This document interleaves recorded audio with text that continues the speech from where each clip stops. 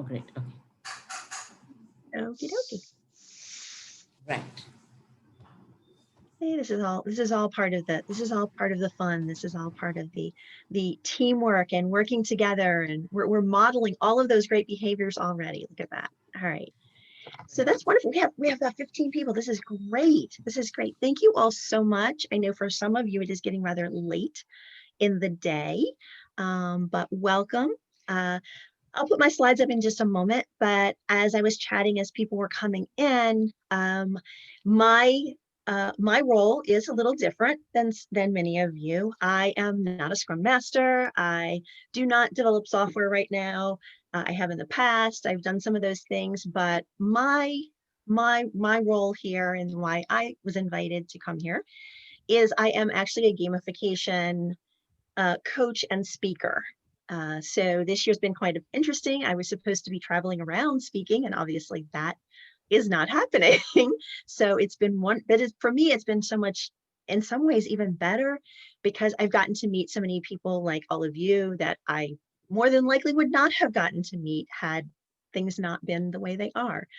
And so what I'm going to suggest is that we think for the next 45 minutes or so, not abandoning Agile as a methodology, but I want us to think about Agile in terms of our mental agility and being flexible, open to ideas, to explore, to experiment, because that is a large part of gamification. That's a large part of what I believe is one of the most crucial skills that any of us can develop right now, and that is our creativity. That creativity is actually a skill. You can get better at it. We are all creative in different ways. And so we're going to play with that a little bit today through the lens of play. And I'm going to show you how that would align with ideas about teams and innovating and things like that. So does that sound pretty good for everybody? For those of you that I can see, if you can give me some feedback, that would be awesome. Yay, we got some thumbs up. That's awesome. And I will tell you right away, that is one of the things that I've been working with a lot of people on over the course of this year. Not even specifically the gamification piece, but this transitioning things from an on-site format, I will say, to an online format. And right now, one of the big challenges I see for people is they feel like we're stuck in these screens, we're stuck in these boxes. And I just want to remind you, first of all, that we are all still in physical spaces. And it's okay to move around. It's okay to gesture. It's okay for me to lean toward the camera and talk to you. It's okay for me to lean back and listen to you. Because what would I do if we were in a room together? We suddenly put these screens up and we think that everything has changed. And what I want to suggest to you is that we have to be a little creative in how we think about it, but not everything has changed. There's a lot of things that transition well, and then there's some things that don't transition as well. And so sometimes what we have to think about is not transitioning everything directly one-to-one, but we have to look at it in terms of the outcomes we're looking for. What is the goal of what I'm trying to do? Why would I be doing this in person? And how would it look in an online format? And what is an equivalency of outcome, more so than an equivalency of activity? So that's just a little side thought to think about. And I'm going to now go ahead and share my screen. I'm not going to leave it up the whole time because I think it's much nicer for us to be able to see one another, but I am going to put this up just briefly. All right, and get this out of the way so I can see everyone's faces again while we're talking. All right, and of course, please feel free to make very generous use of the chat. You can feel free to unmute yourself if you have a question. I'm leaving this very, very open, very conversational. So please, I will also have time at the end for some specific questions.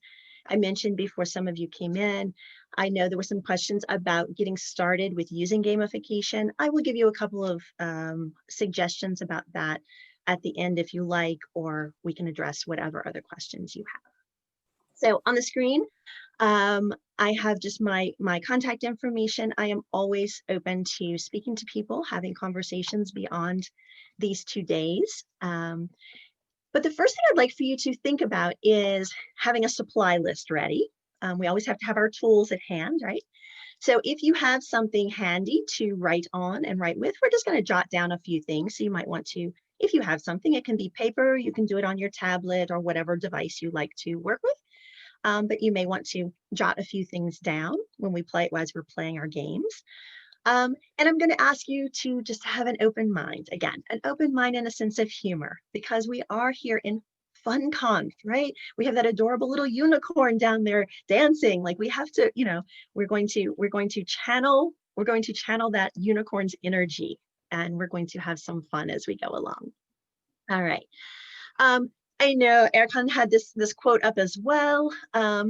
I left it in my presentation. I thought about taking it out since he already used it, but I left it up because I kind of like the play on the name that I've been using, which is, his name was Plato. I've sort of put the Y in there to have a little humor about it. But what I think is really important about this is in terms of teamwork. So yes, when we enter a state of play, when we're playing something, we tend to let ourselves relax a little bit. When we're in a workplace, right, we all have our roles, and we kind of tend to be a little, we might act a little differently, I'll say, than perhaps you would act with your friends or with your family or whatever. And that's understandable. But it also makes it more difficult for people to kind of get to know another and build those relationships and trust that are so necessary for a team to be truly cohesive. So this idea of having these moments of playfulness, whether it's playing a game or just having sort of a sense of fun, a sense of play, can truly help you to build those relationships. So I do think that that's important, and that's why I left it in. It is a strong thing. And playing also releases chemicals in the brain, in fact. It releases neurotransmitters that have to do with bonding and relating to people. So there's a lot to this notion of the importance of play and how it really can't be separate from work if we're going to do it effectively. Another quote that doesn't get used quite as much, but is related to this notion as well, from George Bernard Shaw, that we don't stop playing because we grow old. And there is, again, a lot of research that focusing on creativity and focusing on some of these things do expand your capacity to come up with innovative ideas. It truly, there is a connection there. It's not one or the other. It's not we play games and that's one world, and then we go to work and we try to come up with innovative ideas and that's another world. They are intricately linked. So we want to kind of think about that notion. And the other notion from gameplay that we want to bring in today is that idea of the magic circle. I don't know if any of you have heard of that before. If you have, you can say yes in the chat or give me a thumbs up or whatever. And yes, you can have the slides. I'm checking the chat as well as we're going along. I will be happy to email you the slides. These are all being recorded. The sessions are being recorded as well. But if you just want the slides separately because the game is in there, I'll be happy to send you that. Let's see if anybody else had a question. Okay. Yes, all work and no play makes a dull boy. But the magic circle in game is this idea that when you play, you come into this space.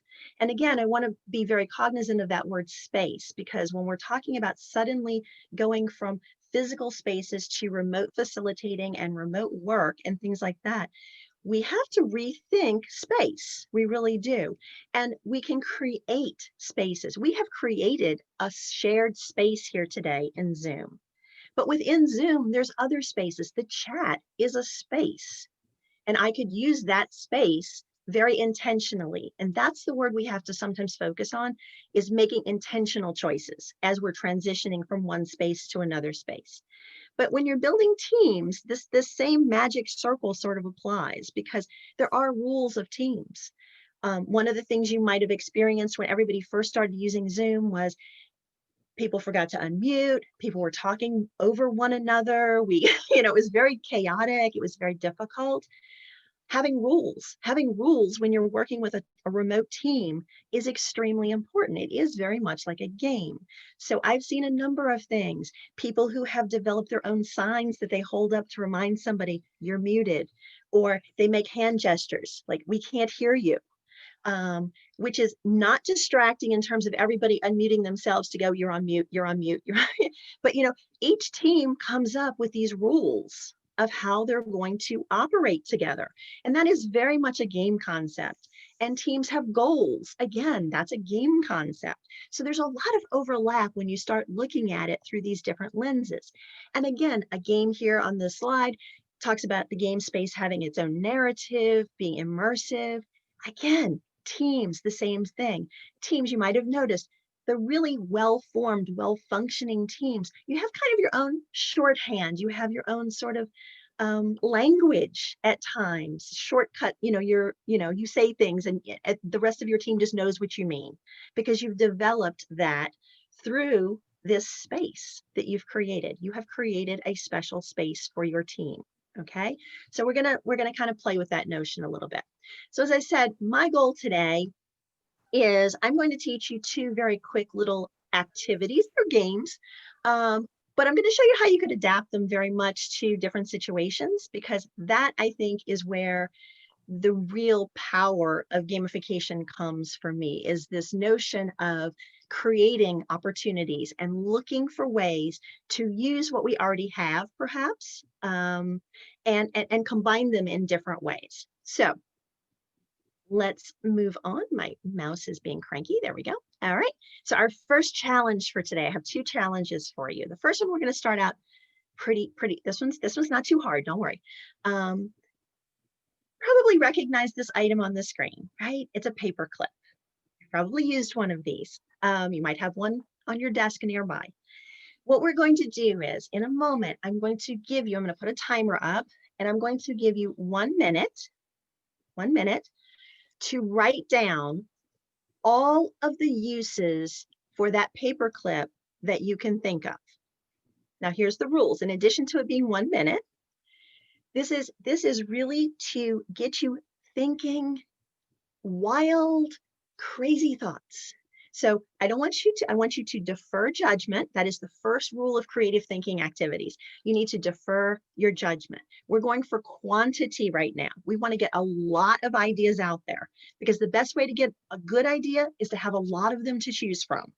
So we're just going to go for as many as you can think of in a minute. So they have to, whatever comes to mind. Don't go, oh, well, that would never work. That's not a good idea.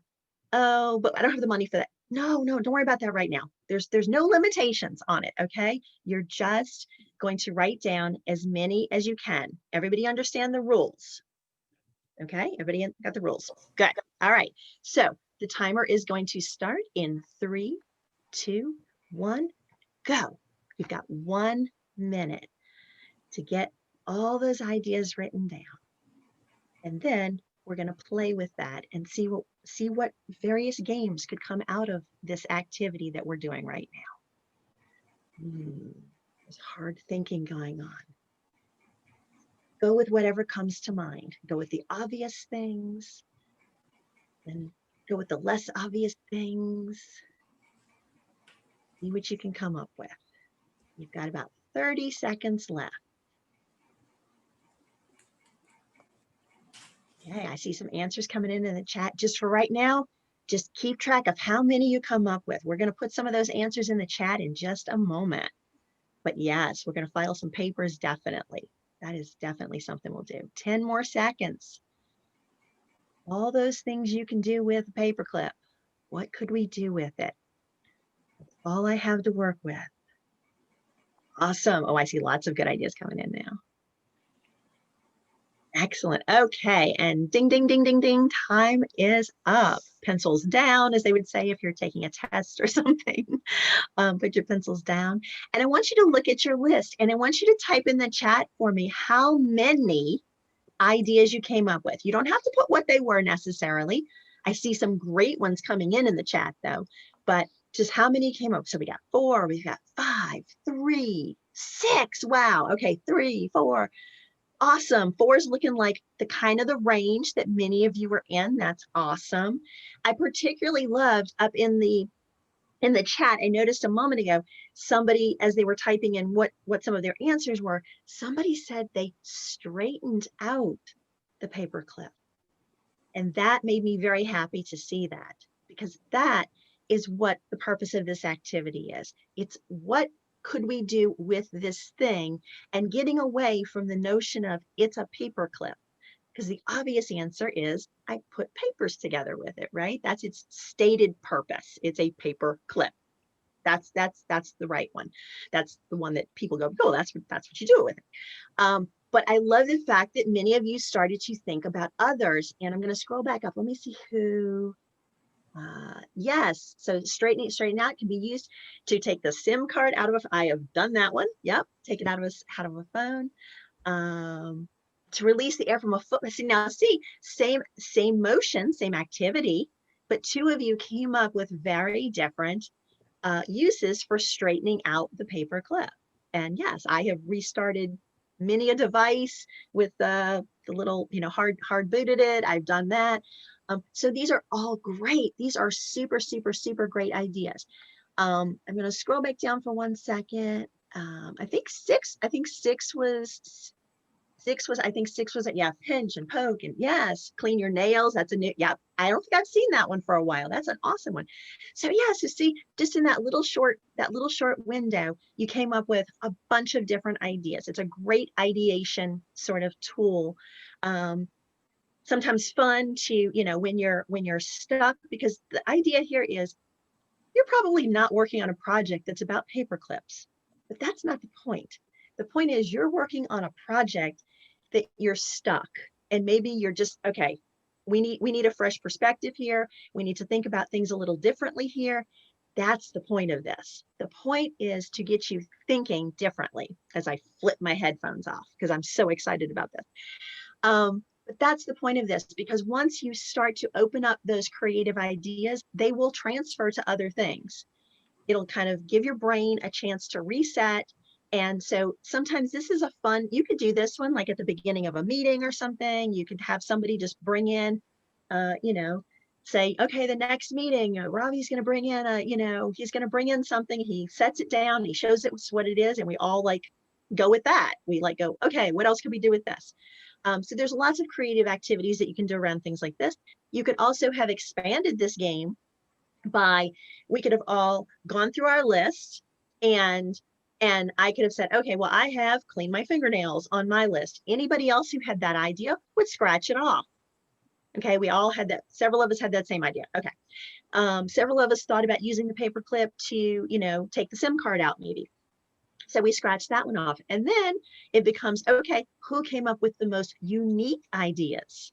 So again, you can start with something very simple, and you just keep adding on to it to make it either more complex, more interesting, change the way you play the game. These are all things to kind of think about as you're going along. So thank you first of all for playing the game with me. I appreciate it. We had good participation and lots of good ideas there. The other one we're going to move into, come on slides, let's go. There we go. The second game we're going to do, this one's more complex. So this one's going to take us a few minutes. And in fact, I think what we're going to do for this one is, I think I actually am going to book you into breakout rooms, because we definitely have enough people. Going to put you into some breakout rooms to do this one, so you have a little support. You can work on this one together. So this game, again, is about kind of getting our creative thinking going. And I'm just calling it Connect 5. It needs a better name, but that's what we're going to call it for today. We're going to call it Connect 5. So in a moment, I am going to show you a slide that has 20 small cards on it. All right. And I ask a few of you for numbers as you came in. So I have the first few numbers that I'll use. I'm going to ask now, and we'll just, whoever gets the numbers in first, in the chat, I'd like for you to give me a random number from 1 to 20. If you just type in a random number from 1 to 20, that'll help me know what order we're going to flip the cards over. I want it to be completely random, so you don't think I have somehow made this more difficult or easier for you. This is completely random. Perfect. I think we've got most of the numbers probably selected by now. That is great. Thank you so much for that. Perfect. We're going to come back to that in a second. So in the game, I'm going to show you the 20 cards. I'm going to flip the cards over based on the numbers that I received earlier and the numbers you just typed into the chat. So I will flip over 5 cards at a time, okay? And on the back of each of the cards I flip over, this is just an example to get us started, there's going to be a word. These are not the words that are going to be on the cards, I will tell you, but just to demonstrate. So you might have the word paperclip on one of them because we just talked about paperclips, and you might have the word button on another card. Your goal is going to be to find a connection between those 2 items, all right? So for example, I might look at these and say, okay, a paperclip and a button, if we're talking about a button on a coat, both of those could be items that fasten things together, right? That could be a connection. That's something they have in common. Okay, we see that. Or maybe you didn't think of a button on a coat. You thought of a button on an, to ring for the elevator, or a button on your equipment or something. Then you would make a very different connection. Or someone might think about just the shapes of them and might say, well, a paperclip and a button both have holes in them. There's an empty space somewhere in the middle of them. So again, I'm using words and not pictures because I don't want to bias your creativity. Because if I showed you a picture of a specific button, that would limit your thinking. I don't want to limit your thinking at all, okay? So we're going to have a word on the back of each card. You're going to be looking for connection. But I said there's going to be 5 words, not just 2. So what that means is you're going to need to find a way to try, and we're going to have a time limit. We're going to do this in rounds of 3. I'm going to give you a little more time because I'm going to put you in breakout rooms. So we'll say 5 minutes. I'll give you 5 minutes. And you're going to have to kind of see how many of the 5 words you can connect to one another. Okay? Do we understand the rules of the game? I see some nodding. That's good. That's usually a good sign. Either that or you're just nodding because you're getting tired and you're nodding off to sleep. Hopefully not. All right. So here are our cards. Now, before you came in, I asked for some numbers. The first 3 numbers I received were the numbers 15. So I'm going to flip over 15. That word is table. I had the number 10 selected. So that is the word plant. I had the number 6 selected. Okay, that's up here. That's going to be a phone. Okay, and then I'm going to go over to the chat. The next 2 numbers I see, the first one I saw was 18. Okay, we're going to flip over 18. That's a basket. And 13 is a pencil.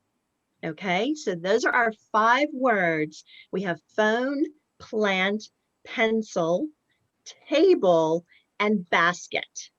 So I'm going to type these words into the chat because once you go into your breakouts, of course, you won't see this screen. So, or if one of you wants to take a picture of it or whatever. So we've got phone, we've got plant, we've got pencil, and these will be in the chat for you. So you'll still be able to see them when you're whisked away into your groups. Okay. So there we go. We've got phone, plant, pencil, table, basket. You're going to connect the 5 of them through the power of your imagination. It's going to be awesome. I can't wait to hear what you come up with. I have a question. Yes. Are we going to discuss that or everyone works alone? No, I'm going to put you into breakout groups right now. And so you're going to have an opportunity to work with probably about 4. There'll probably be about 4 of you per group, it looks like, based on the number of people we have in the session. So you'll have a chance to work together. And then you're going to come back and I will ask if at least one of the groups would like to share what they came up with. Even if you don't come up with all 5, that's okay. Our goal would be to try to do all 5 if we can. If we can't, that's okay too. And so we will have an opportunity to share as well. So you get to talk to one another and you get to come back and share. Sound good? Okay. All right.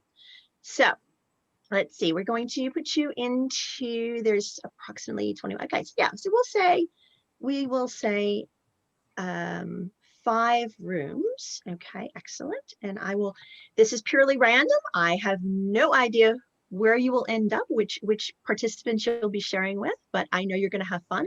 I will give you approximately 5 minutes, and I will give you a heads up when you have a countdown to come back, okay?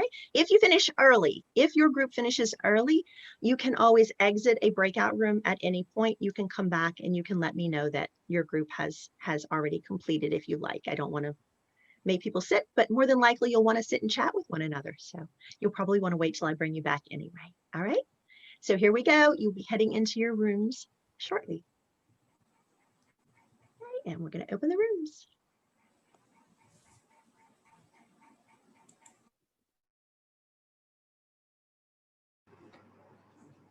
Yeah, hi, Dipti. Hi all. Hello. Hi everyone. Yeah, hello, Shivaram. Yeah. Hi. Okay, so let's go ahead and let's start. Yeah. So who would like to, anybody wants to give it a try?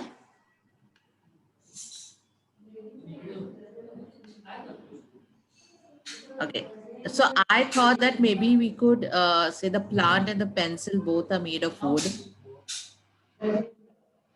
That could be one of the connection. Mm-hmm.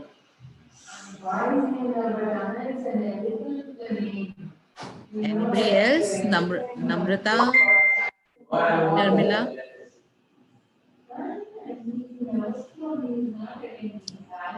I am thinking of a connection. So Okay, little bit thinking, little wild, and what all okay, could be the possibilities. right. One aspect I was thinking that within a home nowadays you can get all these things together. Phone, Right. Or phone, plant, basket, right? You right. can So, get I mean, hold do we of have them. to find a connection between all of them or something like, we connected a plant with a pencil, then we connect the pencil with the table with the, like kind of make a chain out of it. Yeah. That is also another view of doing that.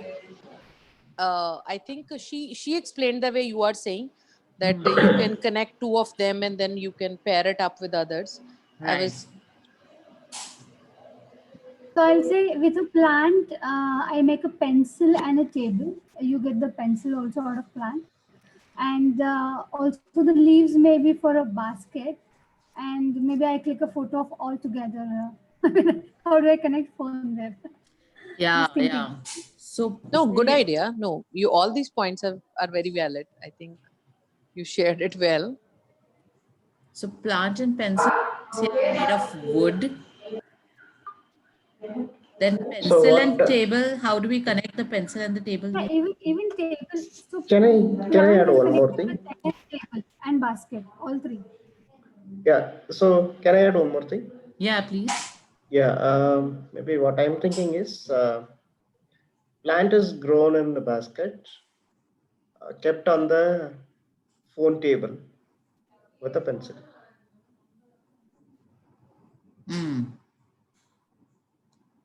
Okay. But we need a connection. I mean, not really. I don't know because Yeah. I'm, the connection means what I know, I'm really not getting it actually. So. Okay.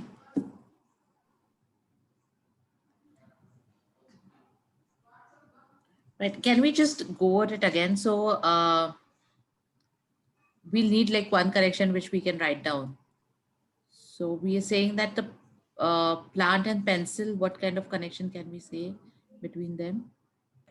So pencil is wood, right? So it's made of plant only. Right. So plant and Or you get those seed pencils. So you can also say that with the pencil you grow plant. okay. So both connection could be wood.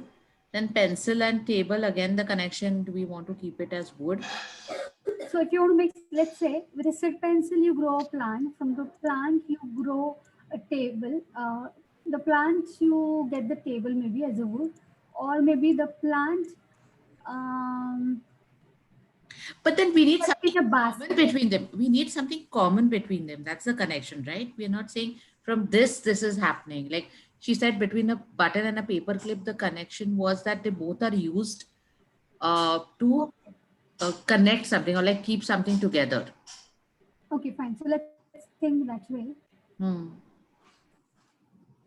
So we want a common thing between them, like, either something that they do, or, the material they're made of, or. All of them are non-living things. Sorry. Yeah. I think that is we should be always thinking little weird, Yeah. different. Uh, I was also thinking the same thing. Plant is living and all other are non-living. So something. Yeah, but there's Uh, still not a common ground for all. The plant yeah. is an exception. Right. Oh, our time, we're like almost out of time. Or maybe everything can be brown, something like that. Right. Okay. Yeah. Hmm. So maybe a connection between table and phone can be that we both use it in the office or for office work. Yeah, you both Yeah, use always them. common thing. Yes. Maybe except basket, but we can pitch in basket there too. Yeah. Hmm. All right, I see people coming back. All right, okay. Awesome. So how was that? Did we connect them all? I know at least one group got all 5 connected. How did we do? Yeah, it See was thumbs wonderful. up. Good.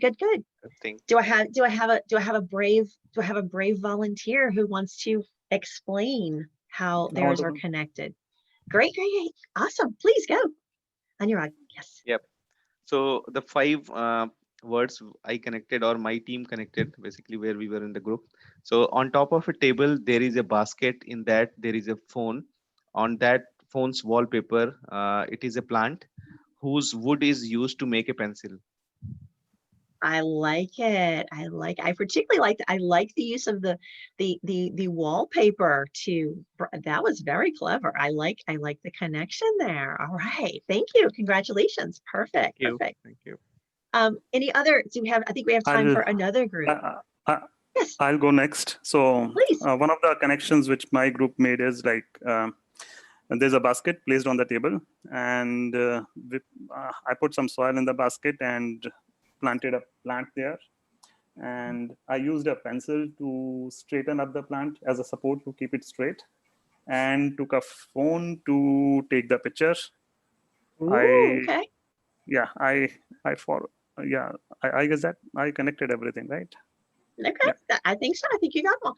I see, but see how each of you, some of the ideas, and this is what the beauty of an activity like this is, when you're ideating about any sort of problem, some of the ideas are going to be very similar. You're going to start to see some common themes. That there's a basket on a table. Okay, that seems to be a common element, or a plant in a basket, or something like that. There's going to be some of them that are going to be more, I'm not going to say obvious, that's not really the right word, but there's going to be some that are going to be more common based on the group of people you have doing the activity together. And that has good sides and bad sides, because first of all, that means you all are working well together and you're kind of thinking along the same lines. But that might mean when you're designing products or something that you're excluding people who don't think like your group does. So you might want to look at some of those sort of outlier, I'll put that in quote, outlier ideas. So using the pencil to support the plant. If other groups didn't come up with that one, that might be something to go, I need to think about that, because I might have users for my product, or I might, if I'm doing training, like I might have some learners who want to do that, or, that would be what would mean something to them. So that's what I really like about activities like this, is that they're so flexible in terms of they can serve different purposes. All right. But thank you so much. Thank you so much for taking part in that activity. Okay. And if we were going to continue this, obviously, we're not today in the interest of time, but what we would do is I would just remove these cards from the table, and then we would do another round of it. and we would pick 5 more cards, and we would go at it again, and we would, and you could play. So again, this to me, the reason I'm presenting it to you today is because it's kind of one of those that is oh, thank you. I'm trying to keep the chat going and my train of thought as well too, so I understand. So what I like is that this is both a fun thing to play. It is actually very similar to some commercially produced games.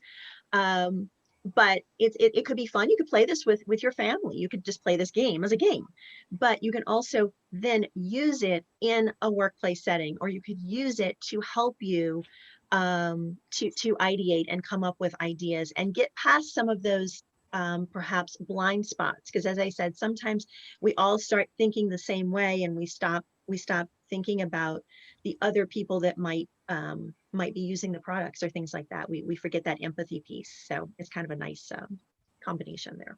Okay. Any questions or comments about this so far, or anything that I've talked about so far? I see lots of smiles and nodding, so that's good. How do you suggest this activity can be used in the workplace? I mean, to make connection between the things, the activities which we are doing? Yeah, I mean, I would say, that's why I pulled this one in, was really, I've seen this one used as sort of a team building thing, like when you have new people who don't really know one another, because as I said at the beginning, sometimes it's very hard for people to share personal information. You're the new person coming in, you don't want to immediately share so much, but when you put them into a comfortable sort of playful thing, it starts conversation. These type of things start conversation. And I would love to have gone around and heard the conversations in all of your rooms. And that really, to me, is what this is. And then the other place that it's useful, as I said, is if you are, if you're working on a design of something, or particularly if you're working on a redesign of something. And so you're trying to look at something with a fresh perspective. It's sometimes a good idea to kind of abstract that instead of looking at the specific problem you're addressing, because we get very stuck and then you're not making any progress. It's sometimes nice to kind of abstract it and go, okay, well, wait, we could pull the 5 cards and we could even say okay, how does a plant relate to the problem we're trying to solve? How does, how does the pencil relate to this? So again, you could use it in a number of different ways, whether it's more of the person to person, or it's more of the solving a particular design problem that you're working on. Okay, and I'll actually jump ahead. I have another technique. It's not a game really, but it is, I'm just gonna flip over to that slide, the scamper technique, which if you've never heard of it, it's a creative thinking and design technique where if I'm trying to re-envision something, you go through this process and you go, okay, what could I substitute? So if I was redesigning a chair, let's say, what could I substitute? Well, maybe now that I'm working at home, I need a chair that has more back support. So I might substitute a new piece to make the chair more functional and more comfortable, something like that. Or can I combine it with something else? Does the chair need to be combined with something else to make it more functional or more appropriate for whatever, solve the problem I'm trying to solve? And you go through these, and it's just an interesting way to kind of, and each of these has some questions that you can kind of drill down into. But it can be very helpful to reframe the problem, because we do sometimes get very, very limited in our thinking about how we're approaching it. So, again, same thing, with a chair, what can I take away that makes it, eliminate? What can I take away that makes it better, faster, lighter, cheaper, whatever whatever my challenge is. So you kind of, that same sort of idea of just ways that you can kind of step back from the problem that you're tackling, and re-envision it a little bit. And that's, again, that's I think the more you, and again, it's one of those things, and that's what I love about being a gamification speaker, is that I get to just go around and talk to people about okay, let's just look at this from a totally different perspective. Because a lot of gamification is really not about making games at all. It's really about making games work for you. That's another Gabe Zickerman. I know Erkan spoke about Gabe Zickerman in his keynote.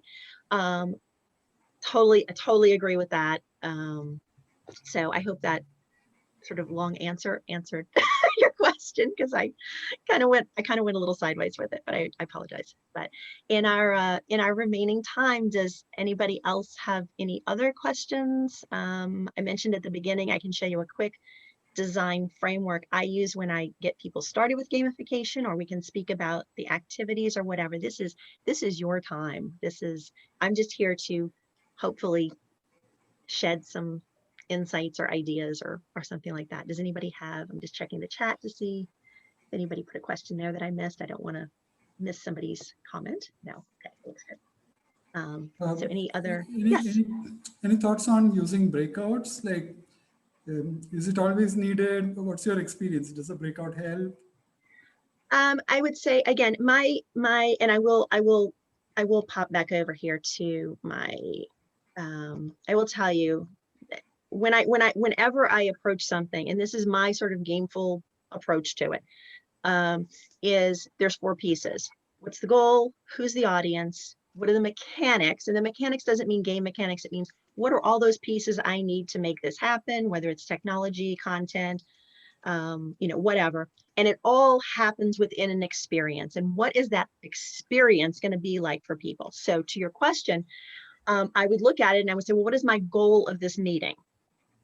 If my goal of the meeting is I have a bunch of new people, we'll go back, it's induction training or something, and they don't know one another or whatever, then breakout rooms are a nice way to provide a small, it's less intimidating for one person to speak to 2 other people in a small breakout room perhaps than it is to have them in a room with 20 people and now they feel like I'm calling them out and they don't feel comfortable because they don't know the rest of the people.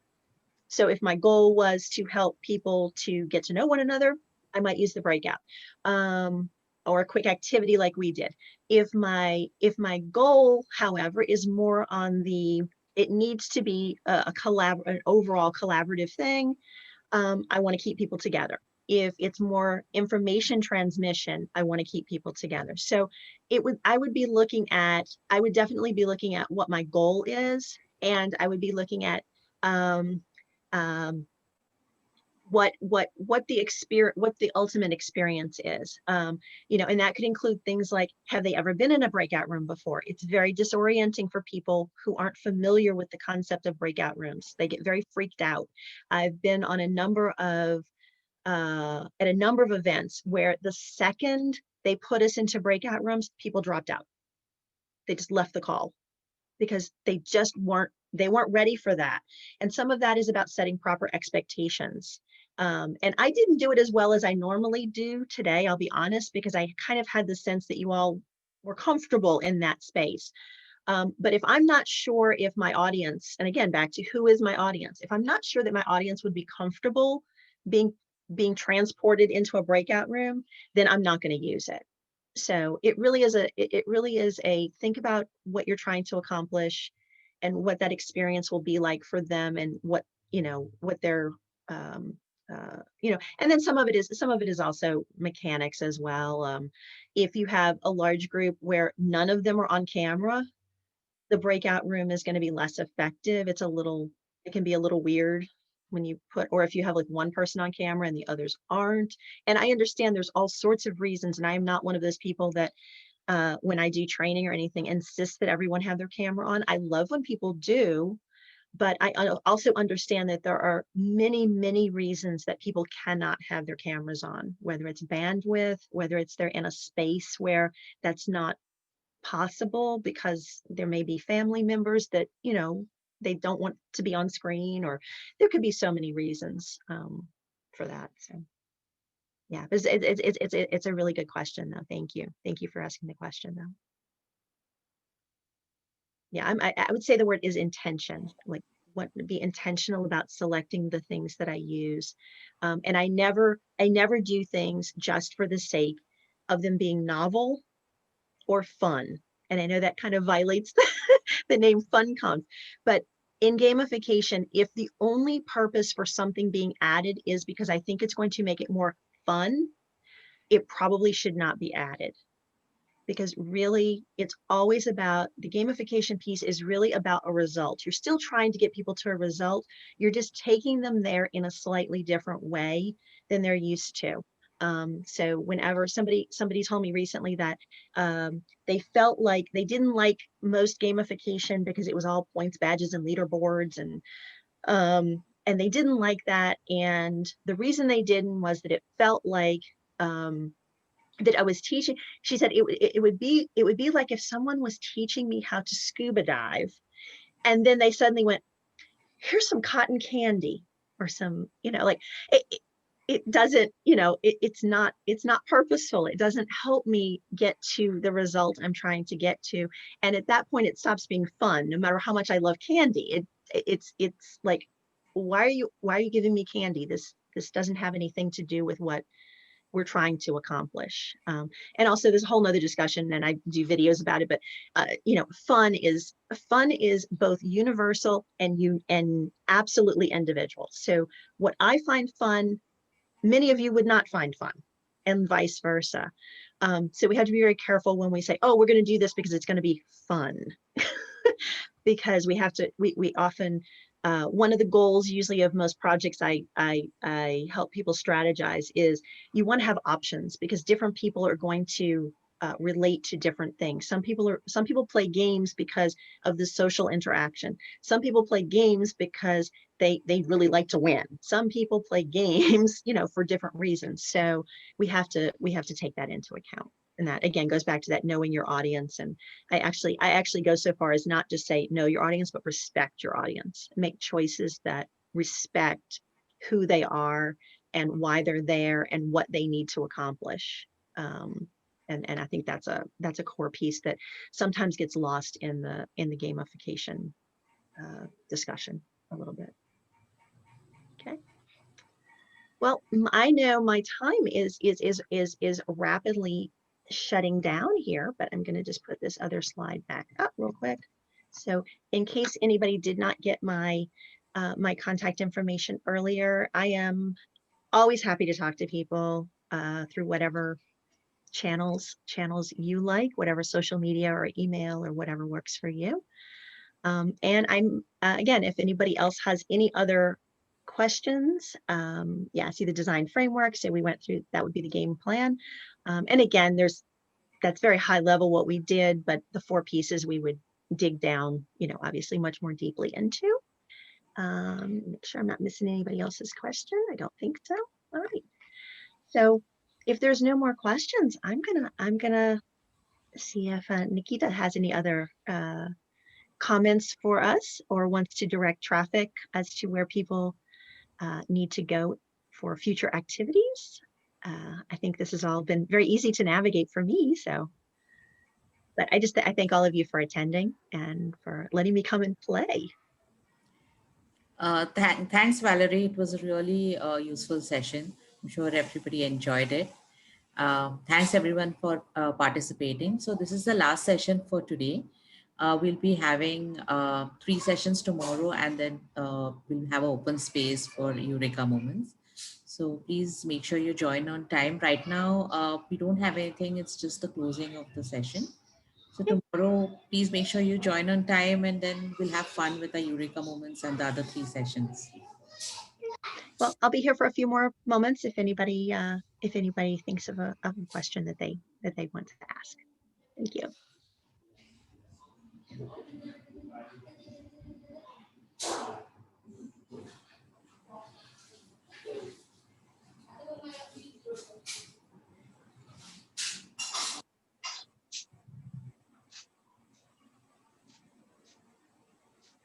So Valerie, in which part of the world are you in right now? I'm in the United States. I'm on the East Coast, in New Jersey. So, So yes. it's early morning for you then. Yeah, it's actually it's about 1. It's about that would be 1300. Yes, almost. Okay. Yeah, just after lunch, sort of lunchtime here. Yes. So yes, I got a question on the side about techniques.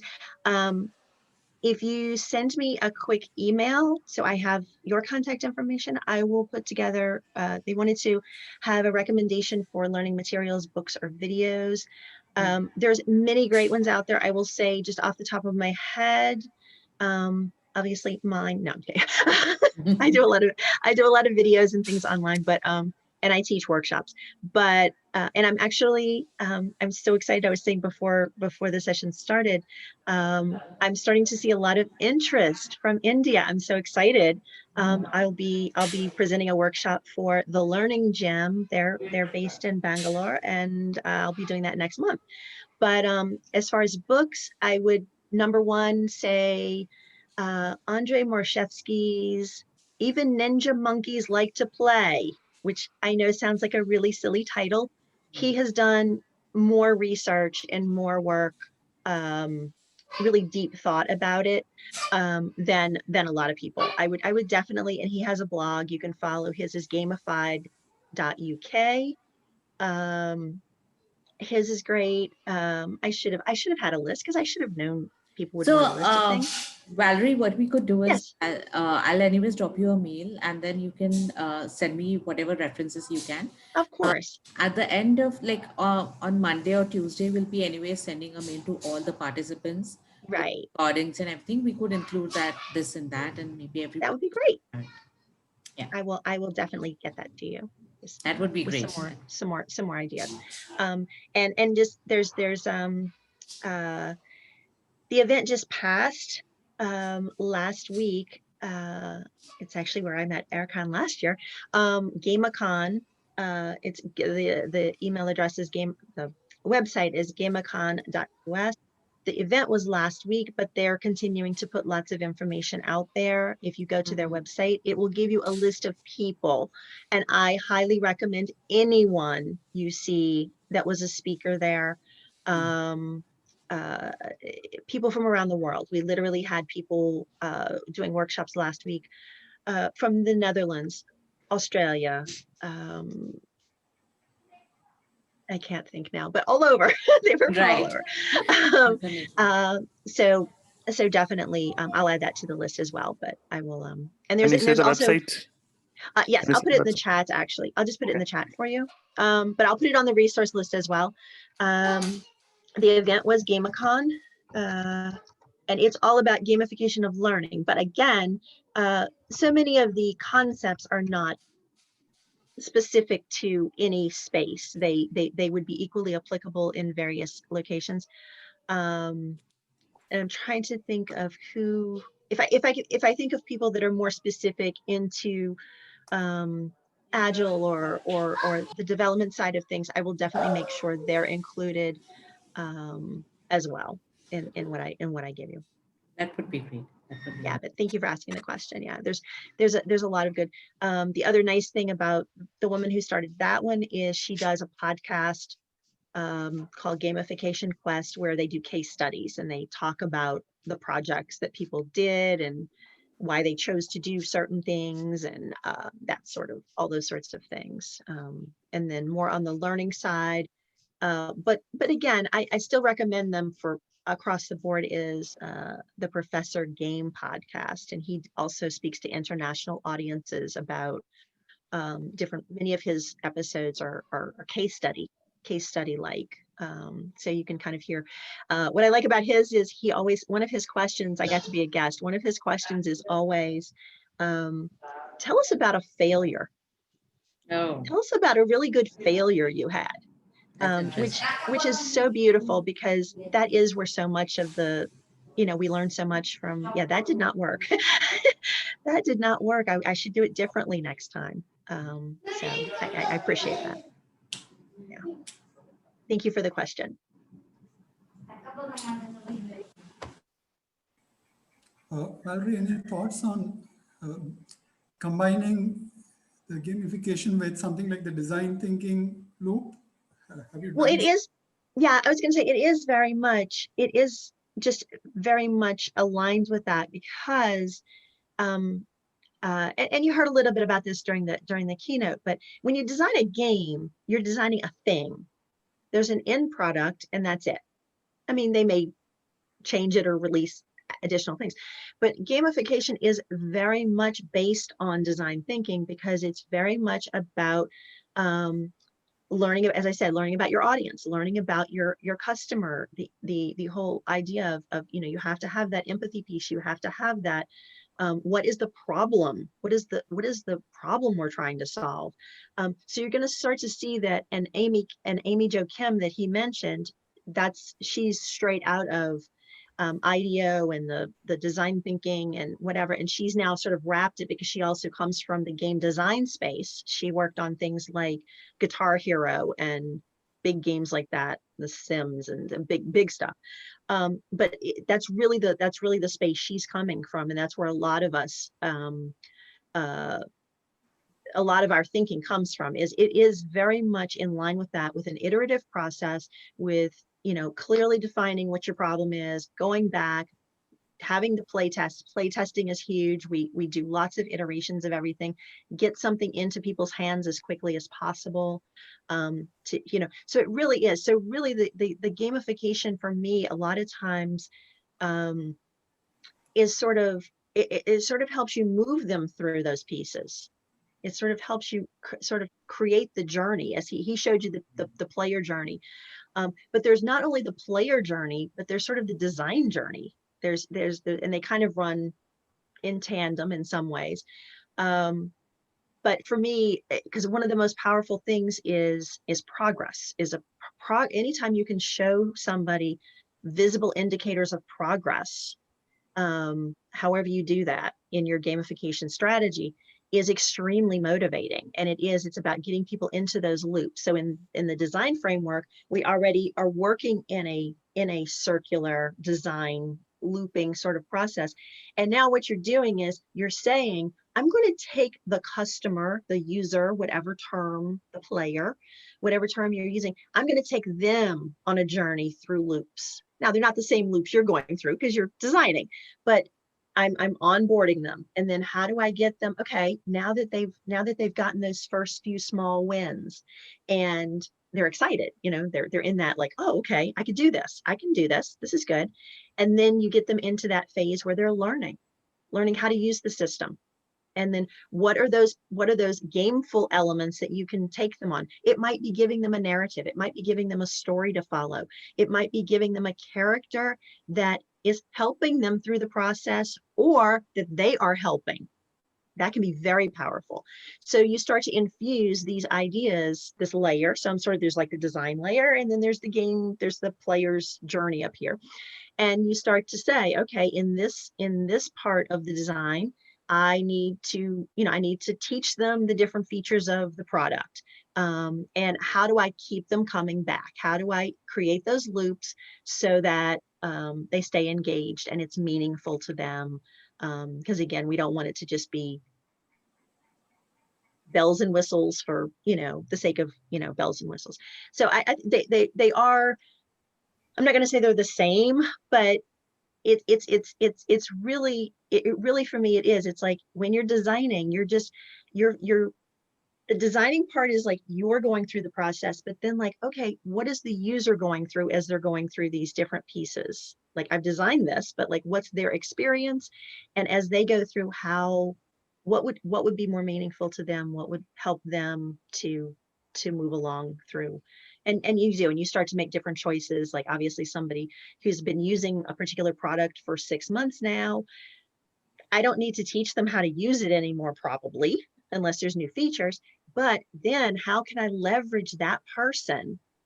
How can I get them to now maybe be a mentor for people that are coming into the system? And again, I don't know what each of your projects is, but you know, this is the kind of conversation you'd have. You'd say, okay, well, now that this person feels comfortable using this tool, maybe, and that's like, if any of you go to Stack Overflow or anywhere like that to get coding advice or get answers, there's lots of coding websites and things that use this sort of method of like, once you've achieved a certain level of mastery, then you get credit for helping somebody else, you know, or you know, so the type of game elements would change over the course of a journey, things that you would offer them. And so again, it's that iterative sort of, I only give them a few things to start with, and then now they're comfortable there. So now I show them some more features and I give them some more options. And then from there, I move them into, you know, and again, each project is different. Some of them are, a lot of it has to do with your time frame. You know, like if I'm teaching something for one day, that's going to be a different gamification journey than if I'm teaching a semester long university course, let's say, where you have to take people on a longer path. So, Thank you. I know that's a real condensed, but yeah, I'm as you can tell, I kind of dig what I do, and I'm always happy to bounce ideas around or answer stuff. So, but I'm just happy I see everybody smiling at the end of the session. That's always a good sign. That's a good sign when people are smiling. Great. Okay, I Any guess we are already done. So I'll have to. Yes, we're past. We're over. Thank you for indulging me. No problem.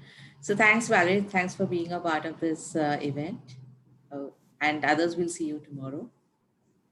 Okay. Yes. Thank you all.